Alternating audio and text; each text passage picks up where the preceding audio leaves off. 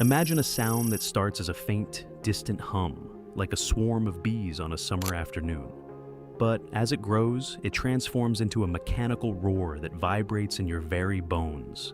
This is the sound of 10,000 electric motors, 10,000 propellers, and 10,000 lethal intents all gathered in a single echoing space. It is a sound that should signify an impending apocalypse for a city, but instead, it became the funeral dirge for an entire military strategy. We are talking about the most expensive, most concentrated stockpile of autonomous suicide drones ever assembled in the history of modern warfare. 10,000 Shahed 136 units, rebranded as Gerin 2, sitting in the shadows of a massive industrial complex, waiting for the command to blot out the sun over a sovereign nation.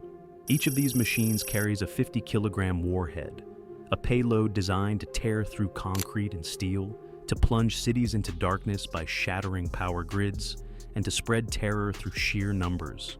Collectively, we are looking at 500 tons of high-grade explosives, a concentrated mountain of destructive potential that cost the Russian state an estimated $1.2 billion to manufacture and procure. This was supposed to be the insurance policy for a long, grinding winter, a way to ensure that the pressure on the front lines never relented. But in the high-stakes game of strategic intelligence, what looks like an invincible arsenal is often nothing more than a giant target waiting for the right moment to be struck from within. To understand the magnitude of what happened, you have to understand the object of this obsession. The Shahed 136, often mocked as a moped of the sky due to its noisy MD550 engine, is actually a masterpiece of low-cost, high-impact engineering. It does not need the sophisticated stealth of a billion-dollar bomber or the extreme speed of a hypersonic missile to be effective. It wins through the cold, hard logic of saturation. If you fire 10, 5 might be shot down. If you fire 100, 20 might get through. But if you fire 1,000, you overwhelm every air defense system on the planet. This was the Russian plan, centered in the Alabuga Special Economic Zone in Tatarstan. This region was chosen specifically because it was thought to be untouchable, far beyond the reach of conventional Ukrainian missiles and safely tucked away in the deep interior of the Russian Federation. Here, thousands of workers, including students and recruits under immense pressure, worked in shifts to assemble these birds of prey. They thought they were building a shield for their nation, a way to project power without risking a single pilot. They saw the rows upon rows of drones filling the shelves and felt a sense of security, but they were overlooking the most fundamental rule of the digital age. In a world where everything is connected, nothing is truly isolated, the very supply chains that allowed Russia to build 10,000 drones were the same veins through which the poison of the Ukrainian intelligence services would eventually flow. This brings us to the most daring intelligence operation of the decade, codenamed Dark Hive. The Ukrainian HUR, their elite military intelligence wing, knew they could not win a war of attrition against 10,000 drones once they were in the air. To stop the swarm, they had to kill it while it was still in the hive. But a traditional airstrike was out of the question due to the distance and the density of Russian air defenses. So they went smaller, they went digital. They targeted the one thing every modern drone needs to function: its brain. Because of international sanctions, Russia could not produce the high-end microchips required for the drone's navigation and battery management systems domestically.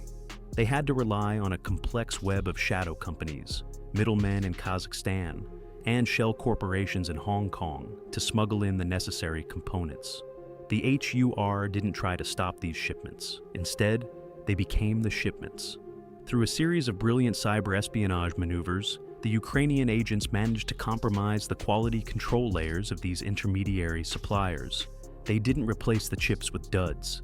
That would have been too obvious. Instead, they vaccinated them. They installed a dormant piece of code within the firmware of the battery management system, or BMS. This code was a digital sleeper cell, hidden behind layers of encrypted logic, waiting for a single, specific trigger to wake up. Behind this plan was a team of anonymous hackers and engineers known as the Cyber Resistance. These were the architects of the Trojan horse. They spent months analyzing the specific chemistry of the lithium-ion batteries used in the Shahed series. They knew that these batteries are essentially chemical bombs if handled incorrectly. A lithium-ion battery thrives within a very narrow window of voltage and temperature. If you push it just a little bit too far, if you disable the safety cutoffs and force it to keep drawing current when it should be shut down, it enters a state known as thermal runaway. This is a self-sustaining cycle where the heat generates more heat, leading to a violent release of energy and fire that cannot be extinguished by conventional means. The cyber resistance didn't need to plant a bomb in the warehouse. They turned the drones themselves into 10,000 individual incendiary devices. They just had to wait for the moment when the drones were at their most vulnerable, which is when they are all connected to the grid, charging their cells for a final mission. The date was set for January 2026. The Russian military was preparing for a winter offensive that was meant to be the largest aerial bombardment since the start of the conflict. The warehouse in Alabuga was packed to the rafters. Every charging station was occupied. Every drone was being prepped for the journey to the front lines. The technicians were working double time, blinded by the pressure of meeting their quotas. They were so focused on the hardware that they never saw the signal coming. It wasn't a loud alarm or a flashing red light. It was a silent command sent via a compromised satellite link that the Russian command center used for routine software synchronization. The signal found the infected chips, and the sleeper code woke up. But here is where the genius of the trap truly revealed itself. Before a single spark was seen, the drones didn't just sit there, they began to communicate. Every drone in the warehouse started to report a simultaneous flight-ready status to the central server. On the monitors in the control room, the technicians saw 10,000 green lights suddenly flicker on. The drones were registering for an unauthorized takeoff, and for a terrifying 30 seconds, the Russian officers thought they were under a remote hijacking. They tried to kill the power, but the BMS code had already locked the systems. The drones weren't trying to fly. They were drawing maximum current from the power grid, forcing the batteries to heat up at an exponential rate. As the temperature inside the battery pack soared, the ventilation systems in the warehouse, also controlled by the compromised network, switched to maximum power. This was another layer of the trap. The high-speed fans didn't cool the drones. They provided a constant stream of fresh oxygen to the internal components that were just starting to melt. The technicians on the floor began to smell the acrid scent of burning lithium, a sweet metallic odor that signals the beginning of the end. Then came the popping sounds, like thousands of tiny firecrackers going off at once. This was the sound of individual battery cells bursting. In a matter of minutes, the warehouse transformed from a state-of-the-art facility into a volcanic furnace.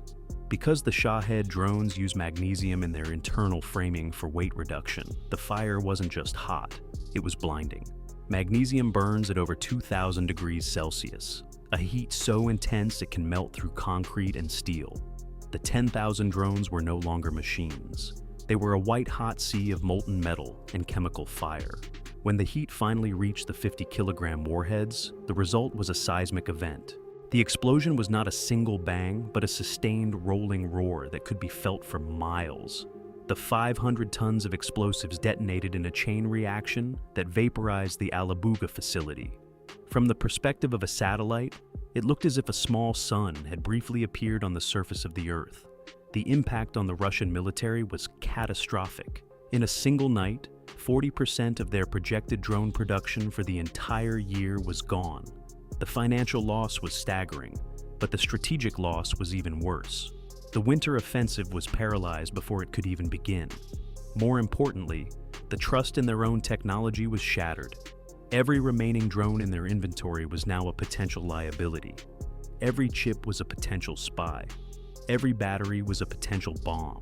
The Ukraine had proven that in the modern theater of war, the most dangerous weapon is not the one you fire at your enemy, but the one you allow your enemy to build for himself. We often talk about the future of warfare in terms of bigger missiles, faster jets, and more drones. But the reality is that we are entering an era of systemic vulnerability. When you build an army of 10,000 identical machines, you aren't just building a force. You are building a single point of failure. The more connected we are, the more ways there are to break us. The story of the Alabuga drone stockpile is a haunting reminder that mass is no longer a substitute for security. In the high-stakes world of technological warfare, the greatest weapon isn't the missile, it's the truth. And the truth is, The more you rely on complex systems you don't fully control, the more you are just setting the stage for your own downfall. The hive was destroyed, not by a sword from the outside, but by the poison from within. This operation will be studied for decades as the moment when the digital Trojan horse became a reality, changing the face of conflict forever. Write your tactical analysis in the comments. We'll see you in the next deep dive. Stay sharp.